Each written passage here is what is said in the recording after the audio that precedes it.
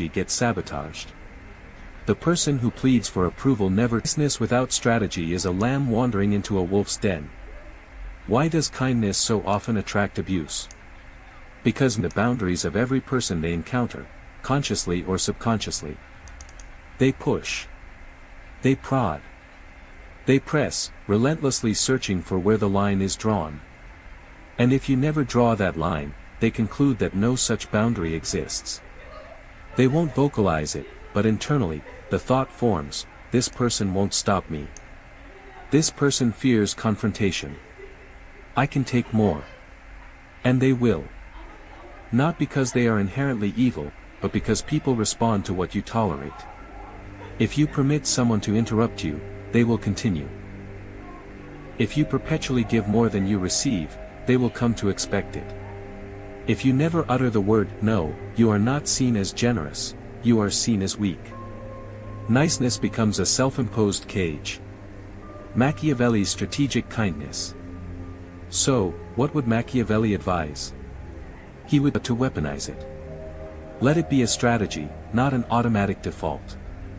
Offer your generosity only to those who genuinely respect the value of your gift. Speak softly, but understand when to deploy silence as a potent form of power. Assist others, but never at the expense of your own dignity. And most importantly, be unpredictable. Machiavelli believed unpredictability was one of the most powerful forms of protection. When people cannot anticipate your response, seals steel, they tread carefully. They respect your personal space. But if your response is always passive, you become a script they've already memorized, a puppet whose strings they can effortlessly manipulate.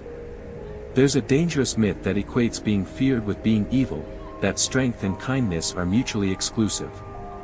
But that is a fabrication spun by those who dread losing control over you. True power resides in embodying both, a person capable of profound kindness, yet unafraid to inspire awe and even fear, with compassion but never bows for scraps. A person who smiles, but not for the purpose of being liked. This is how you break free from the niceness trap, not by becoming cruel, but by becoming sovereign. So remember this. Your kindness should be a gift, not an obligation. Your empathy should be chosen, not expected. And your approval should be earned, never assumed. Because when kindness is inextricably paired with strength, it becomes divine. But when kindness is all you are, it becomes your prison. The inevitability of betrayal. Betrayal rarely originates from strangers. It emerges from those you once shared laughter with, confided in, and fiercely protected. And that, chillingly, is what makes it so utterly devastating. It doesn't feel like an overt attack. It feels like a slow, insidious poison, subtly administered behind a familiar smile. Machiavelli grasped a fundamental truth that most people stubbornly refuse to accept: loyalty is not eternal. It is conditional, fragile, and perpetually negotiable. The notion that your friends, your partners, even your most trusted confidants, could one day act against your interests is profoundly unsettling. But it is also the undeniable genesis of wisdom. Because once you comprehend the chilling psychology of betrayal, you cease expecting unconditional loyalty, and you begin constructing an unbreakable strategy. Let's dissect this further. Human beings are inherently opportunistic. We are fundamentally wired to seek comfort, security, validation, and power, and we will frequently switch allegiances the moment an alternative path offers a greater reward. We cleverly cloak this tendency in morality, in lofty ideals, in noble justifications. But at its core, the mechanism is simple: people pursue advantage. And advantage, by its very nature, is fluid. One day, you are the dominant player on the board, the gravitational center around which others orbit. The next, a new force emerges, more useful, more valuable, more threatening. And in that precise moment, loyalty subtly, instinctively, shifts. That friend who once sang your praises begins to whisper behind your back. That ally who swore eternal support stops returning your calls. That lover who once uttered "forever" starts to withdraw, their gaze wandering to someone else. They don't betray you because you failed them. They betray you because they perceive a greater gain from someone else. And the depth of your shared history? It becomes utterly irrelevant. In the brutal arena of power, history is merely a memory, and people will ruthlessly rewrite it in a heartbeat if it serves their immediate survival. Machiavelli's chilling admonition, never trust in affection alone. He advised rulers, and by extension, anyone who wields influence, to assume that betrayal is an ever-present possibility. Not to succumb to paranoia, but to remain perpetually prepared. The gravest error you can commit is to presume loyalty is a permanent fixture. Because here's the unvarnished truth. When your power wanes, so too does their loyalty. When your usefulness ends, so too does their presence. When their envy escalates, so too does their silent desire to see you fall. This isn't cynicism. It's psychological realism. We all carry shadows within us, hidden desires for dominance, for recognition, for even quiet revenge. Sometimes, even your closest friend harbors a simmering resentment, a jealousy they never articulate aloud. They smile. They offer support. They laugh with you. But deep beneath that facade, they secretly hope you'll stumble. Not necessarily out of malice, but because your very light casts a shadow on their own sense of worth. And if ever presented with the chance to elevate themselves by dimming your shine, many will seize it without hesitation. Strategies for the inevitable. So, what do?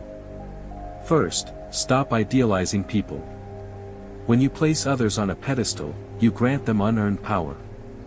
When you demand purity, you willfully ignore glaring warning signs.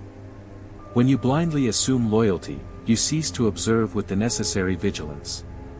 Instead, meticulously observe people's behavior over time. Do they only offer support when it's convenient for them? Do their private remarks about you differ wildly from their public ones? Do they compete with your successes rather than genuinely celebrating them? These are not insignificant details. They are undeniable signals of future betrayal. Second, build leverage. Do not rely solely on fragile emotional bonds. Cultivate value that others genuinely need, indispensable skills, far-reaching influence, critical resources. When you are truly indispensable, people will think twice before turning on you, because betrayal suddenly becomes prohibitively expensive. Machiavelli understood that true power resides not in sentimental affection, but in control, not in being loved, but in being absolutely necessary. Third, do not retaliate emotionally. When betrayal inevitably strikes, and it will, do not collapse. Do not beg. Do not fruitlessly seek closure. Understand it for what it is, a significant shift in the power dynamic. And then, pivot strategically. Withdraw. Recalibrate. Fortify your position. Do not allow one traitor to blind you to the entire battlefield.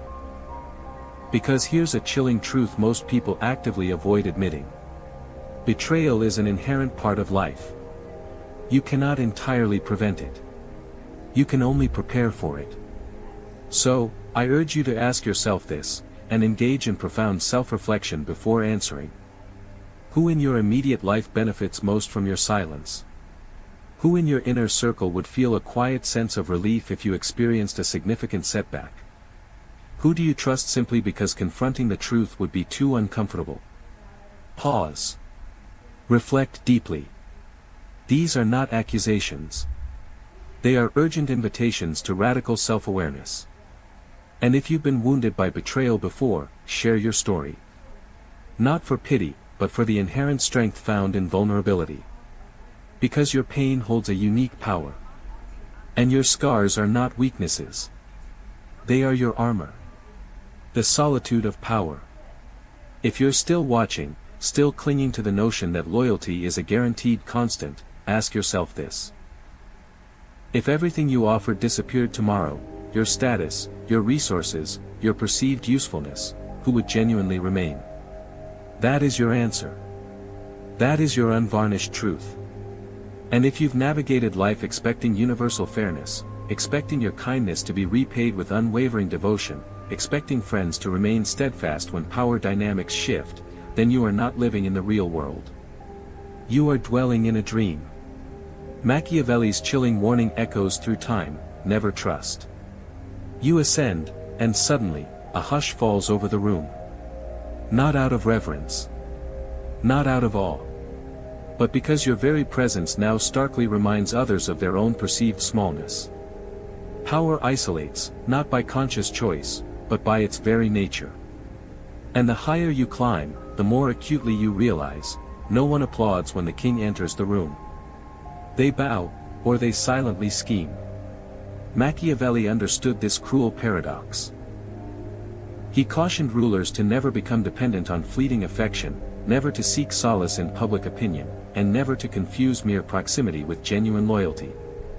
Because when you wield true power, not mere popularity, but genuine influence, you inevitably forfeit something that most people desperately cling to throughout their lives: the comfortable illusion of companionship.